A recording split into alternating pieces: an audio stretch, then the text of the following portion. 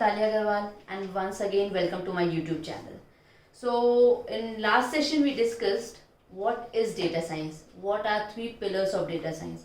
If you remember well, then we have discussed three pillars. Let me revise it once again with you guys. So one is mathematics, second comes as your technology, and third one is your domain or say business knowledge. Today, as you can see over here also, we will discuss, as I told you last time also, we will discuss data science project life cycle. So moving towards our today's session, let me quickly tell you first what the life cycle is, then we will go in detail about each and every parts of this life cycle. So majorly any life cycle has this data science project life cycle has 5 parts. So first is data collection, then comes your descriptive analytics, diagnostic analytics, predictive analytics, and prescriptive analytics. Now, what is the most important thing for a data science project? That is data. So if you don't have data, how will you do any analytics on that, or how will you get insights from the data? What is analytics? Analytics is giving meaning to something. It is like analyzing it. It is getting insights. So we are doing data analytics over here. We are getting insights from data. So now question comes that who collects the data, from where we collect the data, how to collect the data, all these questions comes in. You are a data analyst or you are a data scientist, but this role could be done by you also, or specifically in organizations this is done by data engineer. Okay, this is done by data engineer. What they do is they run SQL queries, or they collate the data based on your requirement. What are the variables you, or what kind of data you need from data warehouses, from all your databases and all, and they give you this data. Even data scientists can do, but data scientists have much more things to do. That's why this part is essential, but it requires time also. That's why we have a specific set of people who do this work. Those are known as data engineers. Now moving towards your role, that is a data scientist role or a data analytics role, data analyst role. What you need to do is you need to understand this data. Just think normally, if you have any problem, what you do? What are the 4 questions that you ask? What is happening? Okay, then why it is happening? Then you ask what next will happen, and then you what should be done to minimize this or to enhance this, whatever you want to do, whatever is your scope. Recently we are having this problem of COVID-19. Even all the researches that are going on, if you are checking the news channels also, what you are finding that all the scientists are saying, first question is where it originated from, what is the source. It is originated in China. That what is the source, what is happening, what are the symptoms, that is what is happening, why it happened, where it originated, which city, which animal, or what was the cause behind it. Second, what is the prediction? They are predicting the numbers or and other symptoms or other problems that will arise out of COVID-19. And fourth thing, which is very important, they are trying to do is that what should be done, what is the solution for this problem, how to make an antidote for this. So it is also a data science problem only. You are seeing from medical perspective.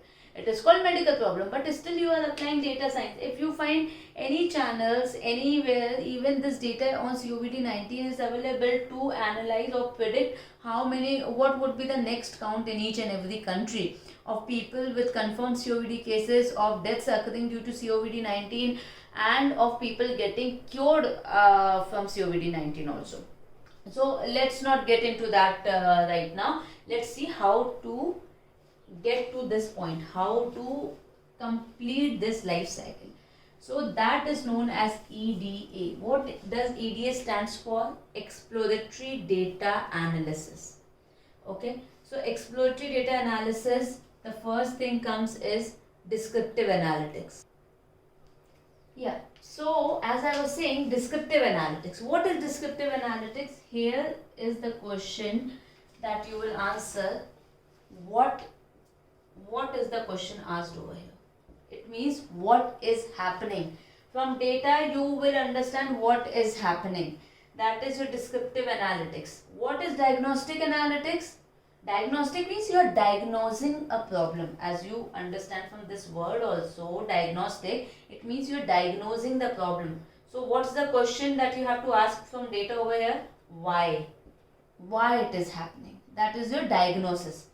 Now you want to predict the future. You want to see that out of all these things that you have done, what is next that you want to do. Till here is the role of a data analyst. Data analyst. Okay.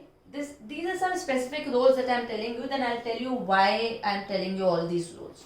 So all these both things need to be done by data analyst. Now comes the third part, which is predictive analytics. Now you, based on all these things that you have done, you want to know that what is next going to happen. That's where your machine learning and AI comes into picture. You are predicting the future.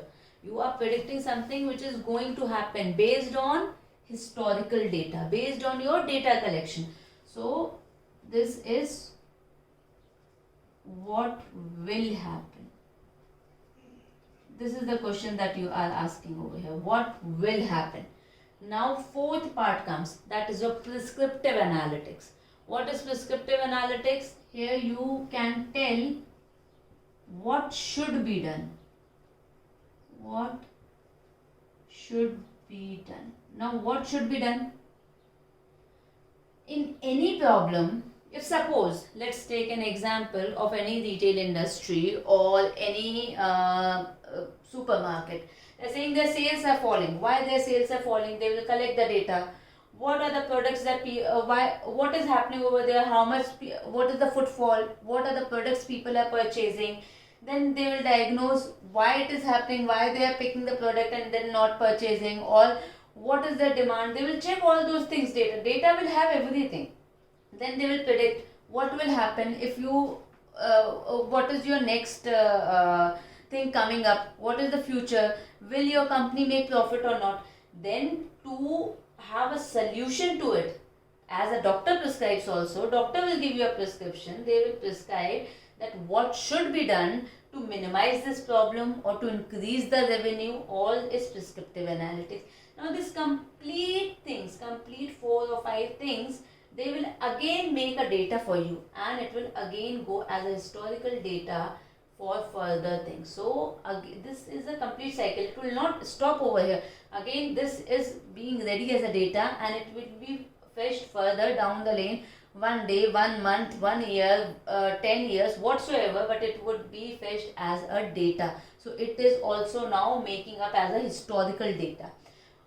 These are very important from data scientist point of view, because this can't be done by data engineer or just data analyst. Data analyst might be able to do predictive analysis but not completely, and this prescriptive is the most important part of data scientist.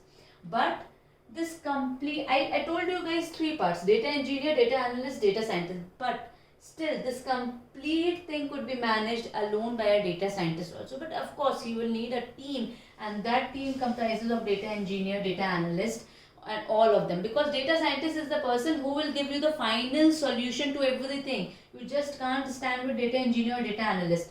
Why I told you all those 3 things are because some people might not be able to do this machine learning and AI part and learn things further. So for them I am telling you, this initial stage of data engineering or data analyst, or these roles are also equally good. They are equally good roles and in demand in the industry. So if you guys want, I would suggest you can go with data analyst or business analyst roles also. And if people even don't want this part, they just want, they are good in SQL or collecting data from DB2, data warehouse and all those things, they can go with data engineer role also. But still I would say data analyst and data scientist both are very good role. prefer to data engineering role. It is also a good one, but still data analysts and data scientists are much needed in the industry, so it's better to go with this. If you slightly increase your scope, then you can land up to data scientist also. Once you start learning from this part, definitely you will get intrigued by that and you want to learn the complete cycle and become a data scientist. So that's all from my side, guys, for this session. Hope to see you again. Like, share, comment, and do subscribe to my channel and share with your friends. In next video, we will catch up further that how to do descriptive analytics and learn more on statistics. Thank you and have a great day ahead.